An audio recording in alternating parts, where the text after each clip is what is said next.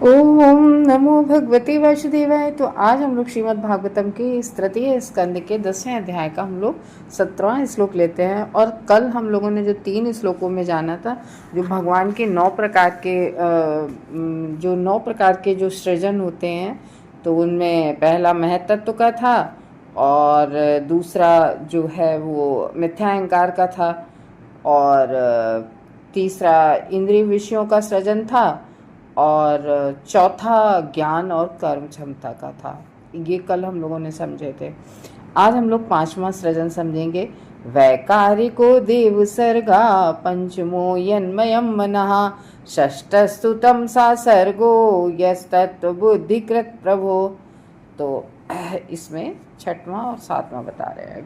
5वां और 6वां वैकारिको, वैकारिका यानी कि जो सत्व गुण होता है उसकी अन्योन्य क्रिया होती है। और क्यों देव सर्गा मतलब देव और उनके जो अधिष्ठाता देव होते हैं सृजन में। पंचम 5वां यत जो मयम यानी कि संपूर्णता किसकी, मनहा मन की, और षष्ठा छठा तमसा तमोगुण की। तो 5वां यहाँ बता रहे हैं सतोगुण की, और 6वां बता रहे हैं तमोगुण की। तो ये इसमें बता रहे हैं 5वां सृजन जो है सतगुण की अन्योन्य क्रिया द्वारा जो अधिष्ठाता देव है उनका है, और जिनका जो सार समाहार है वो क्या है, मन है। और छठा सृजन क्या है, जीव की अज्ञानतापूर्ण अंधकार का है। मतलब जो तमोगुण होता है वो तो अज्ञान होता है, अंधकार पूर्ण का होता है, और जिसमें स्वामी मूर्ख की तरह कार्य करता है। तो अब हम लोग इसको समझेंगे।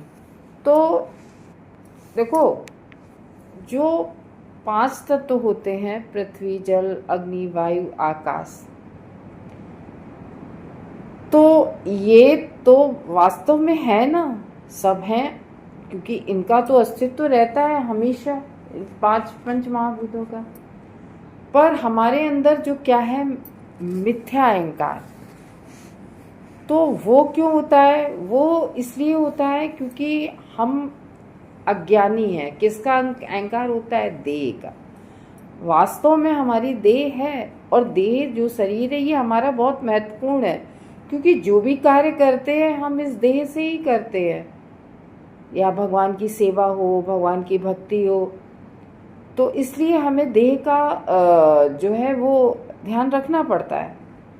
लेकिन एक ये है कि एक अज्ञानता इस बात की है, अविद्या है, कि हम देह ही हैं, यानी कि जो कुछ सर्वस्व सब कुछ देह है। हम भोग अत्यधिक क्यों भोगते हैं, क्योंकि हम देह, अपनी देह को ही सबसे ज्यादा मान देते हैं। हम अपनी देह में ही लगे रहते हैं और आत्मा के लिए कुछ भी नहीं करते। जबकि एक्चुअली में बात यह है कि हम देह नहीं, हम आत्मा है। क्योंकि देह तो विनिष्ट होनी है, हम कितना भी इसका ख्याल रखें, कितने भी महंगे महंगे हम प्रोडक्ट इस स्किन पे लगा लें, कितनी भी हम अच्छी अच्छी चीज़ें अपने देह को कितने भी सुख दे लें, कितना भी अच्छा खा पी लें, लेकिन अंत में अंतोगत्वा आज तक कितने भी ऋषि मुनि भी रहे हैं, उनकी तपस्या के बल पे उनकी उम्र तो थोड़ी बढ़ गई, लेकिन ये देह तो सबकी नष्ट होनी है। तो वही कह रहे हैं कि देह क्या, ये जो देह का अहंकार है ये मिथ्या है।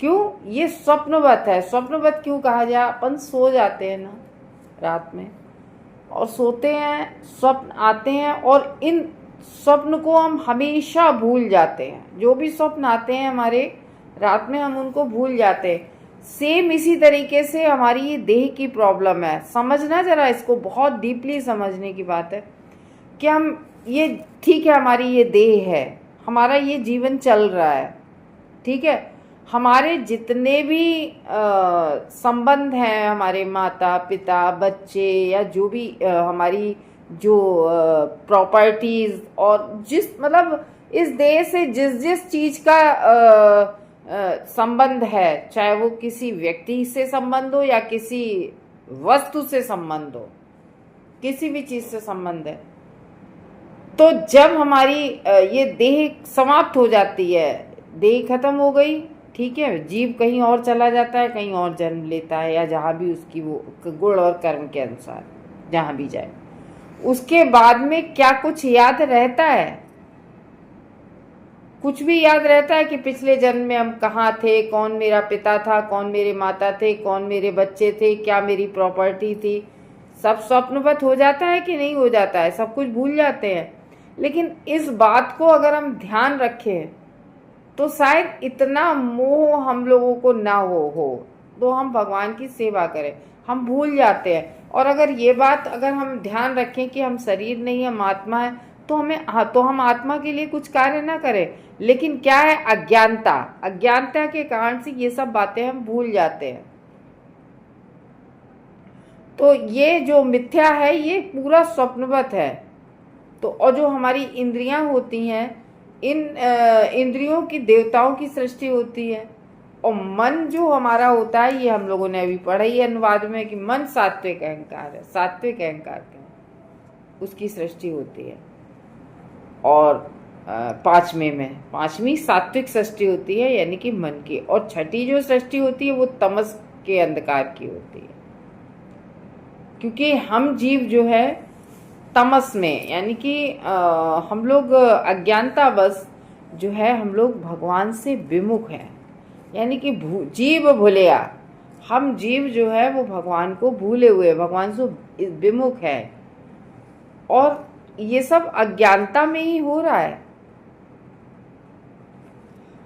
तो इस तरीके से इस श्लोक में बता रहे हैं कि पांचवी सृष्टि सात्विक अहंकार से संबंधित है, जो हम लोगों ने कल परसों पढ़े थे। अहंकार यानी कि जो तीन अहंकार होते हैं, सात्विक अहंकार, राजसिक अहंकार, तामसिक अहंकार, तीन अहंकार हम लोगों ने सोचे थे, समझे थे। तो पांचवी जो सृष्टि होती है वो ये सात्विक अहंकार से संबंधित है।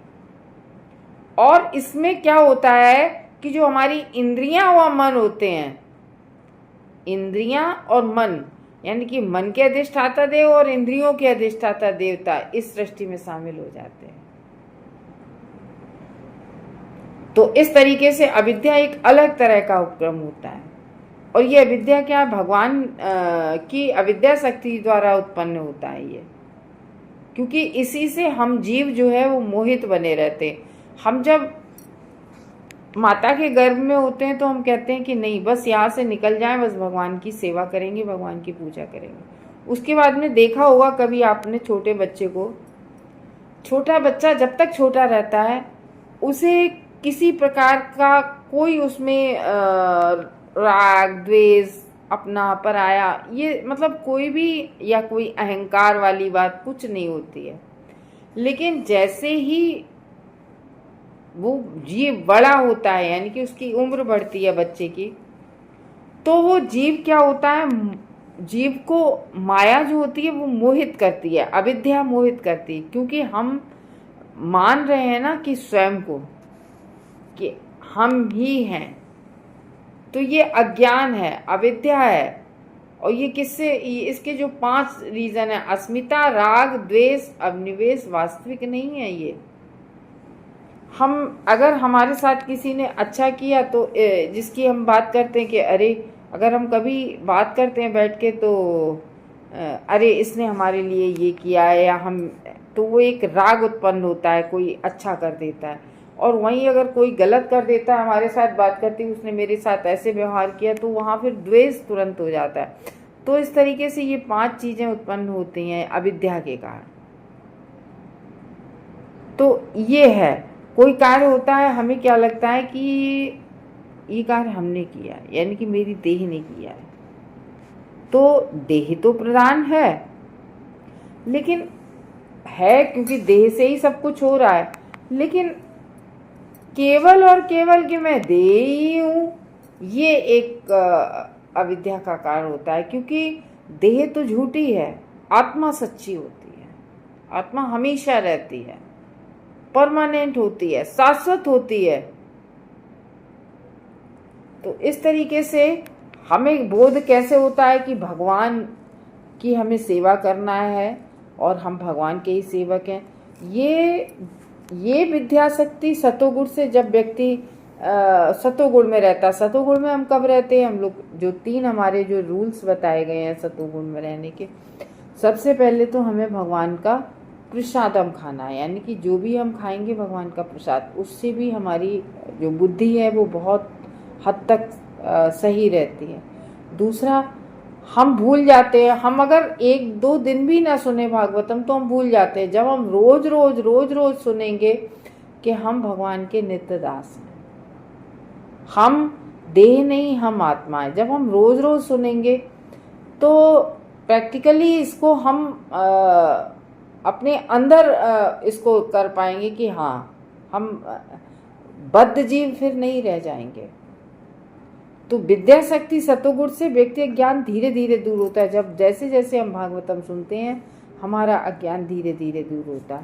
देखो, एकदम से तो कोई भी नहीं इतना ज्ञानी होता है कि एकदम से बड़ा हो जाए, अरे नहीं हम तो शरीर तो है ही नहीं, हम तो आत्मा है, और आत्मा के लेवल पर ही पहुंच जाए। तो ऐसे तो नहीं होता है। जब हम प्रतिदिन भागवतम सुनेंगे, हरि चर्चा सुनेंगे, तब हम धीरे धीरे सतोगुण में आते हैं और अज्ञान हमारा दूर होता है। तब हमें ये बात पता चलती कि मैं देह नहीं आत्मा हूँ। और भगवान इस बात को कहते हैं ना, उसमें भगवत गीता में, भक्त्या नाम अभिजानाति, यानी कि हे अर्जुन, भक्ति के द्वारा, क्योंकि अर्जुन ने कहा आपको कैसे लोग जानेंगे, तब कहेंगे भक्ति के द्वारा ही लोग मुझे जान पाएंगे। तो जब हम लोग भागवतम सुनेंगे या भगवत गीता, तभी तो हम जान पाएंगे भगवान। तो उच्च लोगों के जो देवता होते हैं, जो उच्च लोक में जो महर लोक, जल लोक और ऊपर रहते हैं, तो इन ये जो स्वर्ग में ये देव कहलाते हैं, क्योंकि वे सब भगवान श्री विष्णु के ही भक्त होते हैं। जितने भी देवता होते हैं ये सब भगवान विष्णु के भक्त होते हैं। तो हम लोग कहते नहीं कि भगवान कभी पार्शियलिटी नहीं करते हैं, लेकिन सुर और असुर में, क्योंकि सुर यानी कि देवताओं की तरफ से क्यों भगवान ने उनका पक्ष लिया? क्योंकि देवता भगवान की सारी बात मानते थे, उनकी सेवा करते थे, उनकी भक्ति करते थे, और वहीं पर राक्षस लोग भगवान की कोई बात नहीं मानते थे। तो विष्णु भक्ता स्मृतो देव आसुरा स्थिर पर, यानी कि श्री विष्णु के सारे भक्त देव हैं, जबकि और सारे कौन है जो भक्त नहीं है? वो क्या है? अब असुर है। और यह देवों तथा असुरों का विभाजन है। देव भौतिक प्रकृति में सतगुणी होते हैं, देवता लोग होते हैं वो सतगुणी होते हैं, और असुर लोग मोस्टली तमोगुणी होते हैं। कुछ कुछ रजोगुणी होते हैं और लेकिन तमोगुणी होते हैं। जैसे रजोगुण में आते हैं हमारे जो बलि महाराज हैं। तो देवताओं या अधिष्ठाता देवों को भौतिक जगत के विभिन्न कार्यों की विभागीय व्यवस्था सौंपी गई है। जैसे हमारी इंद्रियों में से एक इंद्री आँख है ना, हमारी ये हमारी इंद्रियां है ना, आँख, नाक, कान, मुंह, तो ये इंद्रियां हैं हमारी। तो इनमें से एक इंद्री क्या है? आँख है। आँख क्या है? प्रकाश द्वारा नियंत्रित होती है, क्योंकि अंधकार होगा तो हमारी आँख से कुछ दिखेगा ही नहीं। या तो बल्ब जल रहा होगा या दिन में सूर्य निकल आया होगा, तभी तो हम कुछ देख सकते हैं। अंधकार में तो हम कुछ देख नहीं सकते। तो इसलिए कहा गया है हमारी आँखें जो हैं वो प्रकाश द्वारा नियंत्रित होती है, और ये प्रकाश सूर्य की किरणों द्वारा वितरित होता है। और उनके अधिष्ठाता देव कौन होते हैं? आँख के सूर्य देव। इसी तरह से जैसे मन होता है, हम लोग कहते नहीं है मन जैसे किसी बच्चे का बहुत विचलित मन है तो उसको लोग कहते नहीं है अरे चांदी का चंद्रमा पहना दो, या ऐसी चंद्र देवता की पूजा वगैरह बताते हैं। तो इस तरीके से मन चंद्रमा द्वारा नियंत्रित होता है। और अन्य सारी जो इंद्रियां, कर्म इंद्रियां, ज्ञान इंद्रियां, ये सबके अलग अलग अधिष्ठाता देवता होते हैं। जैसे बुद्धि के, मन के, इन सब के अलग अलग देवता है ना। आँखों के सूर्य हैं तो विभिन्न देवताओं द्वारा नियंत्रित की जाती है। देवतागण भौतिक मामलों की व्यवस्था में भगवान के ही सहायक होते हैं। देवता लोग क्या करते हैं? भगवान के ही सहायक होते हैं, यानी कि भगवान के कार्यों को संपन्न करते हैं। भगवान उन्हें अलग अलग कार्य सौंपते हैं कि देखो सूर्य को सौंपा कि तुम सुबह उठो, निकलोगे और इतने टाइम, और इतने टाइम सुबह होगी। ऐसे करके सबको अपने अपने कार्य सौंपे गए हैं। देवताओं के सृजन के बाद सारे जीव अज्ञान के अंधकार से प्रच्छन्न रहते हैं। तो जब देवताओं के सृजन के बाद और सारे जीव जो होते हैं वो अज्ञानता में रहते हैं। भौतिक जगत का प्रत्येक जीव जो है, हम सब प्रत्येक जीव भौतिक प्रकृति के संसाधनों पर प्रभुत्व जताने की अपनी प्रवृत्ति से बद्ध है। ये बहुत अच्छी लाइन है कि हम सब लोग क्या कहते हैं कि ये जो भौतिक चीज़ें मिल रही हैं कि इसको के भोक्ता हम हैं। हर चीज़, जो भी चीज़ दिखती है, हम लोग यही तो सोचते हैं कि ये चीज़ मेरे भोग के लिए है, यही तो हम लोग सोचते हैं। और जबकि बात क्या है भगवत गीता में, भोक्ताराम यज्ञ तक सारी चीज़ों के भोक्ताराम कौन है? भगवान विष्णु।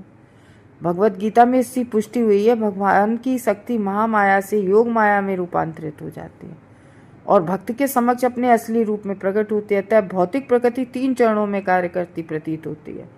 भौतिक जगत के सृजन सिद्धांत 3 चरण कौन से हैं? यानी किस तरह से सृजन होगा?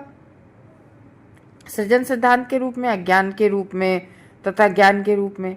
जैसा कि हम लोग पिछले श्लोक में पढ़ चुके हैं ना कि चौथे सृजन में ज्ञान शक्ति भी उत्पन्न होती है।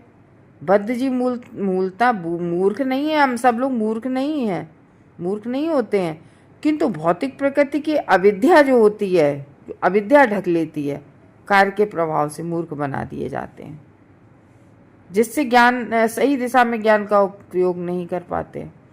अंधकार के प्रभाव में बद्ध जी परमेश्वर के साथ अपने संबंध को भूल जाता है और वह राग, घृणा, गर्व, अज्ञान, झूठी पहचान, इससे अभिभूत हो जाता है।